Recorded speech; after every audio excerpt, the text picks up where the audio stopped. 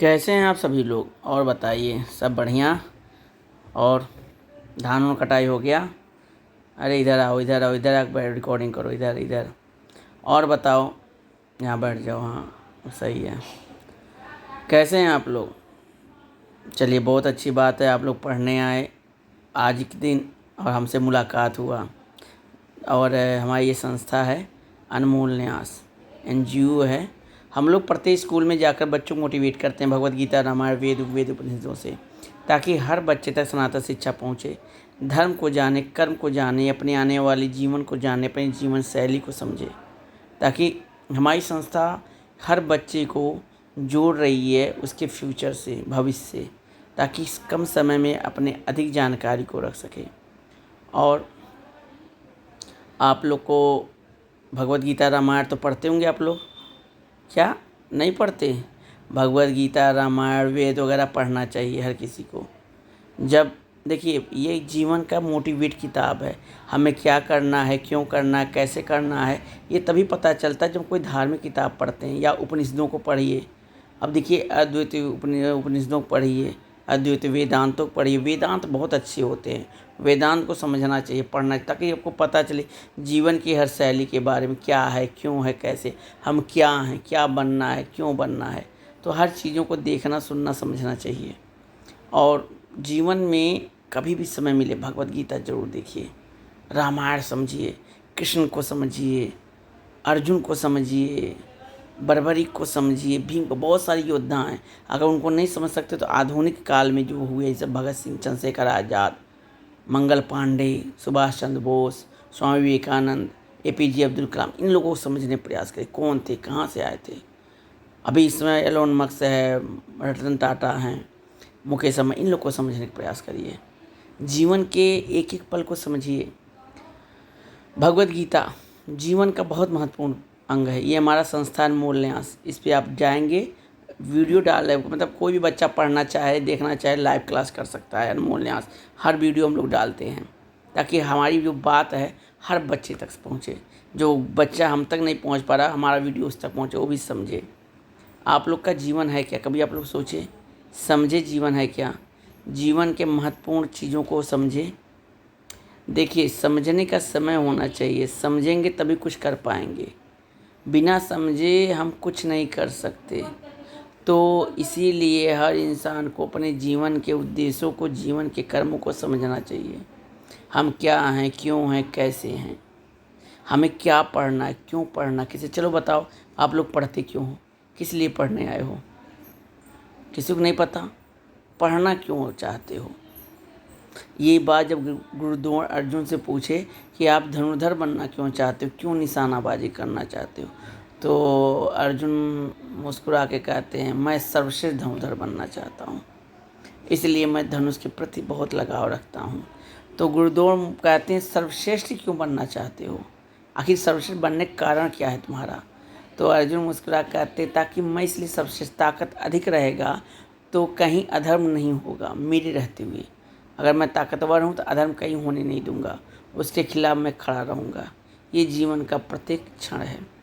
तो बोले ठीक है, तो सर्वश्रेष्ठ धनुर्धर बन जाओगे, कहीं तुम पाप करने लगे तो तब क्या होगा? बोले नहीं, मेरे जीवन का एक उद्देश्य है कि मैं जब तक जीऊँगा, मेरे रहते हुए कहीं अधर्म, कहीं पाप, कहीं किसी के प्रति कोई व्यभिचार ना होने पाए, इसीलिए मैं सर्वश्रेष्ठ धनुर्धर बनना चाहता हूँ। ये समझ में आया आप लोग को? अर्जुन का मोटिवेट समझिए, इसलिए बनना चाहते सर्वश्रेष्ठ, ताकि अधर्म ना फैले। तो ऐसे ही आप लोग पढ़ रहे हो, क्यों पढ़ रहे हो? कुछ तो मोटिवेट होगा, कुछ तो सोच कर आओगे। उद्देश्य क्या है पढ़ने का? देखिए, भगवत गीता पढ़िए, इसीलिए मैं कहा हूँ, पहला अध्याय, पहला श्लोक पढ़िए। धर्म क्षेत्रे कुरुक्षेत्रे किम करोति संजय। संजय पूछते हैं, धृतराष्ट्र पूछते हैं संजय से, जो धर्म क्षेत्र, कुरुक्षेत्र में सब लोग क्या कर रहे हैं? तो ऐसे मैं आप लोग से पूछ रहा हूँ, ये आपका जीवन है, इस जो धर्म क्षेत्र में, कुरुक्षेत्र जो आप खड़े हैं, ये आपका मैदान है, इसमें आप लोग क्यों आए हैं, क्या करने आए हैं? इसका जवाब कोई बच्चा दे, आप ही लोग दें। नहीं दे सकता, क्योंकि नहीं पढ़ाया गया आप लोग को। सबसे बड़ी बात है, स्कूलों में ये सब बैन कर दिया गया, नहीं पढ़ाया जाता है।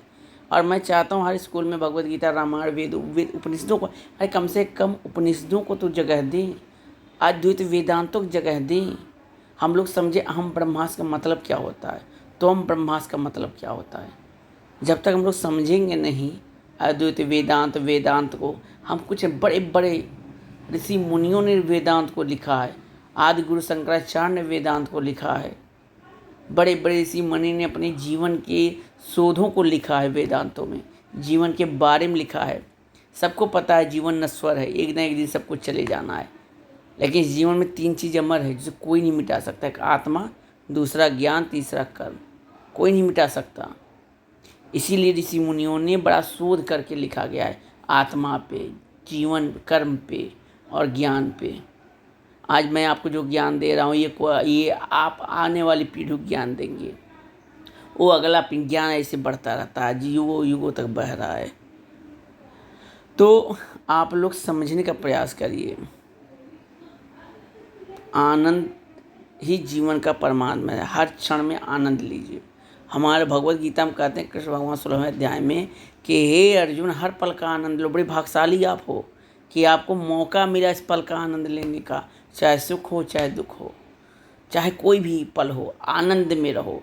और ये सोचो मुझे बहुत भाग्यशाली, मुझे कुछ सीखने को मिल रहा है, उस सीखने के पल को मत छोड़ो, आनंद पूर्वक सीखो। क्यों सीखना है ये तय करना तुम्हारा, अपने अंतरात्मा से पूछो हमें सीखना क्या है, क्यों सीखना है। अभी मैं पूछता हूँ सारे बच्चे डॉक्टर बनेंगे, इंजीनियर बनेंगे या वकील बनेंगे, जज बनेंगे, पुलिस बनेंगे, यूपीएससी बनेंगे, डीएम एसडीएम और भी पदाधिकारी बैठेंगे, नहीं पूछता हूँ क्यों बनना है, नहीं पता। बस सबको पैसा कमाना, पैसा अधर्म से भी कमा सकते हो, धर्म से भी कमा सकते हो। क्या करना है, अधर्म से कमाना कि धर्म से कमाना, ये तय करना है। आप बड़े पदाधिकारी बैठोगे बनकर तो क्या धर्म के साथ बैठोगे या धर्म के साथ बैठोगे, ये तय करना आपका अंतर्मन है। इस संसार में कोई कुछ नहीं ले गया है, इसीलिए भ्रष्टाचार इस देश में इसलिए बढ़ा दिखावे के चक्कर में, हमें तुमसे ज़्यादा दिखना है इसलिए। अरे दिखाना है तो कर्म करो ना, काम करो, कोई भी काम करो। आप नौकरी साथ साथ अलग से काम करो, आप वहाँ से पैसा, लेकिन अधर्म का साथ मत दो, भ्रष्टाचार के साथ मत दो, किसी से घूसखोरी मत करो, ये अधर्म है, पाप है। आपके किए घूसखोरी से ना जाने कितने लोग की आत्मा को आहत होता है, कितने लोग का घर उजड़ जाता है ये घूसखोरी से। भगवद गीता में कृष्ण भगवान कहते हैं ध्यान रखना, और प्रभु श्री राम भी कहें रामायण में, एक अधर्म करने से केवल एक का धर्म नहीं होता, आने वाली 7 पीढ़ियों का धर्म हो जाता है, उस समाज का धर्म। जैसे एक चोर है, अगर चोर को पकड़ा ना पुलिस तो दूसरे दिन भी चोरी करेगा, तीसरे दिन भी ऐसे करते कि पूरा शहर लूट लेगा, फिर कुछ नहीं कर पाएंगे। इसीलिए अधर्म चाहे छोटा हो चाहे बड़ा, उसका परित्याग करो, उसके सामने खड़े हो जाओ, अधर्म के सामने, चाहे दुनिया में रहो या ना रहो। ये दृढ़ संकल्प ले लो कि मेरे रहते हुए धर्म नहीं हो सकता, चाहे जो मन का तोन हो जाए, कोई फांसी में नहीं चढ़ा देगा आपको। ये दृढ़ संकल्प लो, और इसी दृढ़ संकल्प पढ़ो, मैं एक दिन ये बन के दिखाऊंगा, जब तक तोड़ूंगा नहीं तब तक छोड़ूंगा नहीं, ये दृढ़ संकल्प रखो अपने अंतरात्मा से। जीवन में हर उद्देश्यों को, हर पहलू को समझने का प्रयास करो। क्या किया है बताइए, इसको समझने का प्रयास करिए कि आप क्या हैं, क्यों हैं, कैसे हैं। नहीं समझ सकते तो सब कुछ चीज़ को छोड़ दीजिए, फिर पढ़ना छोड़ दीजिए। आप लोग जाइए अपने घर आराम से बैठिए, कोई चिंता नहीं किसी को। अरे पढ़ने का उद्देश्य ही ना पता हो तो उस रास्ते पर चल कर क्या फ़ायदा। आज की हमारी आने वाली पीढ़ियों को उद्देश्य ही नहीं पता, हमको जाना कहाँ है पता ही नहीं है, रास्ते पर चले रहें, फिर बाद में सरकार को, माँ बाप को कोसेंगे। अगर अधिक कमाई नहीं कर पाए तो माँ बाप को वृद्धाश्रम में ले जाकर बैठा देते हैं।